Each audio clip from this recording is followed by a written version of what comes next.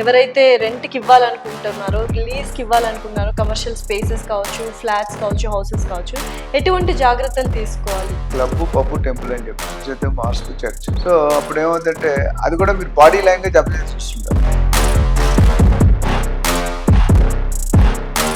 ఆ టైం పీరియడ్‌లో లాక్ చేసి ఉంచారంట. లాక్ చేయలేదు అనుకోండి. ఆ ఓనర్స్ వచ్చే డేంజర్ అంటే మీరు 50,000 ఇస్తారు, ఇంకో టెనెంట్ అర్జెంట్ 70,000 ఇస్తారు, మిమ్మల్ని ఖాళీ చేయమని.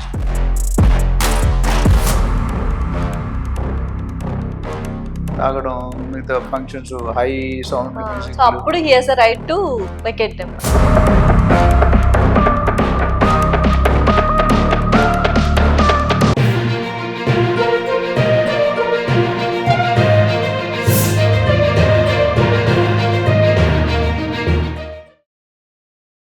హాయ్, హలో, నమస్తే, welcome to our channel. So ప్రస్తుతం స్టూడియోలో మనతో పాటు ఉన్నారు డాక్టర్ నంది రామేశ్వరరావు గారు, రియల్టర్ ఆక్సిజన్ ఫౌండర్. నమస్కారం అండి. సో ఎలా ఉన్నారు? Top of the world always. So real estate గురించి బోల్డ్ అనే విషయాలు మాట్లాడుకున్నాం. సో ఇంకా చాలా విషయాలు మాట్లాడాల్సి ఉంది. చాలా మంది డౌట్స్ అండ్ కామెంట్స్ కూడా రేజ్ చేస్తున్నారు. సో అందులో నుంచి నేను కొన్ని పిక్ చేసి వాళ్ళు మీకు క్వశ్చన్స్ అడగడం జరుగుతుంది. సో ఫస్ట్ ఏంటంటే, ఇప్పుడు చాలా మంది కమర్షియల్ స్పేసెస్ కొనేస్తూ ఉంటారు. వాళ్ళకి రెంట్ ఇవ్వాలి అనుకుంటారు, ఎందుకంటే ఇన్వెస్ట్మెంట్ పర్పస్ చేసి రిటర్న్ ఆన్ ఇన్వెస్ట్మెంట్ అంటే రిటర్న్ ఆన్స్ వస్తాయి ఎవ్రీ మంత్ అని. సో వాళ్ళు ఎవరైతే రెంట్ కి ఇవ్వాలనుకుంటున్నారో, లీజ్ కి ఇవ్వాలనుకున్నారో కమర్షియల్ స్పేసెస్ కావచ్చు, ఫ్లాట్స్ కావచ్చు, హౌసెస్ కావచ్చు, ఎటువంటి జాగ్రత్తలు తీసుకోవాలి? అంటే ఇందులో రెండు రకాలుగా మాట్లాడు. ఒకటి రెసిడెన్షియల్ సెగ్మెంట్ వేరేగా ఉంటుంది, కమర్షియల్ సెగ్మెంట్ వేరే. ఓకే. రెసిడెన్షియల్ అంటే జనరల్ గా ఒక 8 to 10 క్వశ్చన్స్ మినిమం అడిగితే బెటర్. కొంతమంది ఫీల్ అవుతారు, కానీ అడిగితే మనం సేఫ్ ఉంటుంది. రెసిడెన్షియల్ పరంగా రెసిడెన్షియల్ కానీ కమర్షియల్ అయితే ఇంకా ఎక్కువ అడగాలి. సో రెండు ఫేజ్ లో చెప్తాను. సో జనరల్ గా జనరల్ మనం స్టార్ట్ చేసిన ఒక ప్రోవర్బ్ వస్తుంది మనకి, to encourage the anchor and the audience. చెప్పండి. మా గ్రాండ్ ఫాదర్ చెప్పారు, fools build houses for others. Fools build houses for others. Okay. ఎందుకంటే మీరు 3 కోట్లు పెట్టి బంజారా ఇల్లు కొనుక్కున్నారు, మీరు రెంట్ ఇస్తే 30,000 50,000 వస్తుంది. అందులో కొన్ని రోజుల తర్వాత ఒక 100 రూపాయలు ట్యాప్ పోయింది అనుకోండి, మిమ్మల్ని నానా బూతులు తిడతారు. ఏమైనా రెంట్ తీసుకోవట్లేదా, త్వరగా చేయవచ్చా, మనం 3 కోట్లు అని ఇచ్చేది 30,000-40,000. అందుకని నా డైలాగ్. అందరూ అలా ఉండకపోవచ్చు, కొంతమంది. Correct correct. Coming back, residential లో ఫస్ట్ అండ్ ఫార్మోస్ట్ టెనెంట్ రాగానే మనం ఏమిటంటే, అంత ముందు ఉన్న ఇంట్లో ఎందుకు మారుతున్నారు, అంత ముందు ఆల్రెడీ ఉంటున్నారు కదా 2-3 ఇళ్ళలో 10. సో ఎందుకు మారిపోతుంది, దానికి గల కారణం ఏంటి ఓకే అని చెప్పేదాన్ని బట్టి మీరు అసెస్ చేసుకోవాలి. It's a makeup answer or right readymade answer. Okay.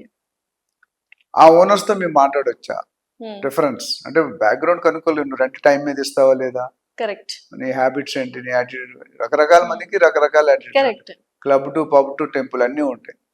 Club, pub, temple అని చెప్పాను, మస్జిద్, మాస్క్, చర్చ్. సో అప్పుడు ఏమవుతుందంటే అది కూడా మీరు బాడీ లాంగ్వేజ్ అబ్జర్వ్ చేస్తుంటారు. కొంతమంది ఆన్సర్ స్ట్రైట్ ఇస్తారు, కొంతమంది అంటారు, అంటే మీకు అర్థమైంది. బ్లింకింగ్ ఉంటుంది, కళ్ళల్లో కళ్ళు పెట్టి మాట్లాడితే ఇటు అటు చూసాడంటే యూ షుడ్ స్టార్ట్ డౌటింగ్. మూడోది, అంత ఇల్లు ఎందుకు మారుతున్నా, లాస్ట్ టైం ఇల్లు ఎప్పుడు మారు అంటే, what is the frequency of house is changing. కొంతమంది తరచుగా మారుస్తుంటారు ఫోన్ నెంబర్లు, ఇల్లులు. దానికి ఒక సపరేట్ మీనింగ్ ఉంది, అది ఇక్కడ ఒక్కర్లే కానీ తర్వాత మాట్లాడదాం. యూ షుడ్ నాట్, నా నెంబర్ ఉంది 20 సంవత్సరాలు అదే నెంబర్, ఫోన్ నెంబర్. మా ఇల్లు ఉంది అదే ఇల్లు, 20 years నుంచి ఒకటే నెంబర్. ఒకటేనా 20 ఏంటి, ఆల్మోస్ట్ 22 years అనుకుంటా. ఫోన్ అయింది, నా నెంబర్ మారలేదు, మారదు కూడా. 3-4 నెంబర్లు ఉంటాయి, ఒకటే నెంబర్. ఎవ్రీబడి పర్సనల్ అఫీషియల్ అంటారు కదా, అది కూడా ఒక status symbol in the market. ఎవరైతే తరచుగా మారుస్తున్నారో యూ షుడ్ డౌట్ దెమ్. అంటే ఈ ఫార్ములా రీజన్స్ చెప్పను నేను, but you understand what I'm trying to do. తర్వాత మీరు ఎంతమంది ఫ్యామిలీ మెంబర్స్, నాన్ వెజ్జా వెజ్జా, ఆల్కహాలిక్ గా నాన్ ఆల్కహాలిక్, స్మోకింగ్ గా నాన్ స్మోకింగ్. ఇవి అవసరం అంటే అవసరం, అవసరం అయిన వాళ్ళకి అవసరం. కొంతమంది వెజిటేరియన్స్ ఉంటారు, వాళ్ళకి ఇష్టం ఉండకపోవచ్చు కదా. కార్ పార్కింగ్ ఎన్ని ఉన్నాయి, మీవి ఎన్ని ఉన్నాయి, మీ గెస్ట్లు ఎన్ని వస్తారు, how frequent the guest welcome. ఇప్పుడు గెస్ట్ వచ్చారంటే lot of disturbance to other neighbours, right. So అట్లానే మీరు ఏ కంపెనీలో పనిచేస్తున్నారు, ఆధార్ కార్డ్, పాన్ కార్డ్ ఉందా, మీ కంపెనీ రిఫరెన్స్ ఏమైనా తీసుకోవచ్చా. ఎక్కడైనా ఒక 1-2% 20-30% తేడా ఉంటే you should start rethink to give the house.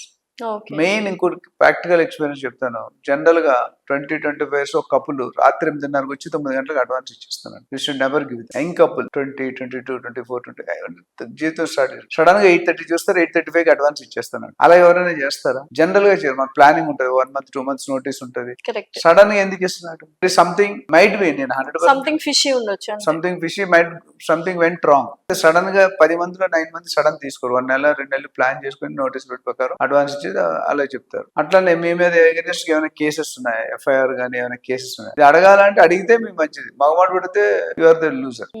అడిగితే మాత్రం చెప్తారా ఏంటి? చెప్పబోతే మనం వెరిఫై చేసుకోవాలి కదా. Cross verification తర్వాత చేసుకోవాలి. Police actually there are some bodies who verifies the background of the HR ఉన్నారు అనుకోండి, మీరు కంపెనీలో జాబ్ చేస్తున్నారు, వాళ్ళు they don't take you direct. Interview అయిపోయిన తర్వాత వెరిఫికేషన్ పెడతారు. వాళ్ళకు 10,000 ఖర్చు పెట్టి దిల్ గెట్. అట్లాంటి రెంటల్ కోసం కూడా మనుషుల కోసం రిపోర్ట్ ఇచ్చే వాళ్ళు ఉన్నారు. మనకు 10,000-20,000 పోయినా రిపోర్ట్ చెక్ చేసుకుంటే you have more clarity. Correct. So rent further గా ఎటువంటి రిస్క్ ఫేస్ చేయకుండా. మన ప్రాపర్టీ కోర్టులో ఉంటుంది, వాళ్ళు ఇచ్చేది వేలలో ఇస్తారు. సో ఇవి మినిమం. తర్వాత కమర్షియల్స్, నీ రెంట్ ఎంత చెప్తున్నారు, ఎస్కలేషన్ ఎంత ఉంది, నోటీస్ పీరియడ్ ఎంత ఉంది, లాక్ ఇన్ పీరియడ్ ఎంత ఉంది, లీజ్ పీరియడ్ ఎంత ఉంది, ఇవి కమర్షియల్. సో టెక్నికల్ ఫస్ట్ మాట్లాడడం టెక్నికల్, రెండోసారి మాట్లాడడం లాస్ట్ మాట్లాడడం కమర్షియల్. ఇవన్నిటికీ ఆయన దగ్గర ఆన్సర్ తీసుకొని మీరు సాటిస్ఫై అయితేనే ముందుకు ఇవ్వాలి. చాలా మంది ఇప్పుడు రిలీజ్ అగ్రిమెంట్ సైన్ చేస్తావా చేయవా, కొద్దిగా ఫ్రాడిజమో లేకపోతే ట్యాక్స్ కోసం అనేది రిలీజ్ అగ్రిమెంట్ చేయరు. చేసామనుకో లాక్ అయిపోతాం. లీజ్ అగ్రిమెంట్ రాసుకోవడం కంటే లీజ్ అగ్రిమెంట్ రాసుకుని దాన్ని రిజిస్టర్ చేసుకుంటే legal validity. Okay. So just agreement రాయడం వరకే కాదు, రిజిస్ట్రేషన్ చేయించుకోవాలి. లీగల్ వ్యాలిడేషన్ కావాలి. చాలా మంది చేయరు అనుకుంటా, నాకు తెలుసు. చేయరు. చేసుకుంటే ఈ రోజుల్లో ఇప్పుడు ఒకసారి సపోజ్ మీరే ఒక టెనెంట్ గా ఎక్కడైనా వెళ్ళారు అనుకోండి, అది ఎవరో మీకు తెలిసిన 12 సంవత్సరాలు కానీ ఒకటే ఇంట్లో ఉండి కంటిన్యూగా మీరు రెంట్ కట్టి రెసిప్ట్ తీసుకుంటే outward you can be permanent tenant. The owner cannot ask you to change. Okay. అంటే ఓనర్షిప్ ట్రాన్స్ఫర్ కాదు. ఈ cannot tell this man to go. Okay. Nuisance create చేసేవాడు అనుకోండి, తాగడం, మిగతా ఫంక్షన్స్, హై సౌండ్ మ్యూజిక్, అప్పుడు he has a right to vacate them. 12 years దాటకూడదు. 11 years లో మీరు ఖాళీ చేయించడం బెటర్. ఓకే. మళ్ళీ తర్వాత నెల గ్యాప్ ఇచ్చి మళ్ళీ ఇవ్వండి. అందుకని 11 months కూడా అగ్రిమెంట్ అనేది రిజిస్టర్ చేసి 11 months కే చేస్తారు. Every 11 it will get extended. There is some ownership transfer కి లాజిక్ ఉంది. అట్లా చాలా మంది ఓనర్స్ ప్రాపర్టీ ట్యాక్స్ టెనెంట్ తో కట్టిస్తారు. Never do that. ఓకే. మీరు ప్రాపర్టీ ట్యాక్స్ వరుసగా 12 సంవత్సరాలు కడితే మీ రైట్స్ వచ్చేస్తాయి. ఎందుకంటే మీ అకౌంట్ నుండి ఆయన డబ్బులు వదిలి మీరు కడుతున్నారు అంటే మీరు కడుతుంటే ఆయనకు సంబంధం లేనట్టే కదా. అంతే. So then you may acquire additional rights. Property belongs to them అన్నట్టు. చాలా మంది ఓనర్స్ కి తెలియదు. ఇవి మినిమం పాయింట్స్ వాళ్ళు అడిగితే they will be safe. Okay. And ఇది ప్రాక్టికల్ గా ఇప్పుడు ఎన్నో కొంతమంది టెనెంట్స్ రెంట్ కట్టరు, ఇల్లు ఖాళీ చేయరు. ఏదో ఒక డిస్ట్రిక్ట్ మేము కోర్టుకి వెళ్తాం. కోర్టుకి వెళ్తే 10 సంవత్సరాలు, 10 సంవత్సరాలు రెంట్ కూడా ఇవ్వడు. కోర్టులో కేసు అవన్నీ case out of the court settle చేసుకున్నా ఉత్తమం. అదర్వైజ్ అలా కాకుండా మీరు నేను లీగల్ గా నాకు అన్ని ఉన్నాయి డాక్యుమెంట్ అండ్ మీరు రెసిప్ట్ కూడా ఇవ్వాలి. ఓనర్ కూడా రెసిప్ట్ ఇస్తేనే బెటర్. మనం రెసిప్ట్ ఎందుకు అంటే ట్యాక్స్ అవాయిడ్ చేయడానికి. ట్యాక్స్ అవాయిడ్ చేస్తే రికార్డ్ లో ఉండదు. ఇప్పుడు కొంతమంది ఏం చేస్తారు, 50-50 అంటారు. ₹1,00,000 రెంట్ అంటే 50,000 చూపిస్తారు, 50,000 బ్లాక్ తీసుకుంటారు. కొద్దిగా సేఫ్టీ. ఇవన్నీ కూడా మన గవర్నమెంట్ లో వాళ్ళు తెలుసు, చేసేవాళ్ళు తెలుసు, చేయించుకునే వాళ్ళకి తెలుసు. సో బెటర్ 10-20% ట్యాక్స్ లిమిట్ లో ట్యాక్స్ కట్టుకుంటే ఇట్స్ మోర్ సేఫర్. ఎందుకంటే ఆన్ రికార్డ్స్ ఉంటారు. రిజిస్ట్రేషన్ చేసినప్పుడు సడన్ గా సపోజ్ లాక్ ఇన్ పీరియడ్ అనేది చాలా మంది తెలియదు.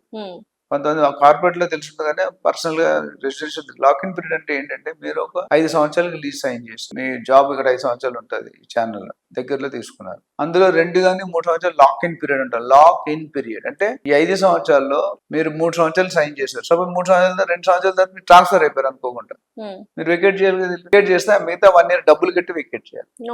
లాక్ ఇన్ అంటే యూఆర్ లాకింగ్. ఆ ప్రెమిసెస్ ఆయన ఖాళీ చేయమన్నాడు, మీరు ఖాళీ చేయాలి. టైం పీరియడ్ లో లాక్ చేసి ఉంచారు అంతే.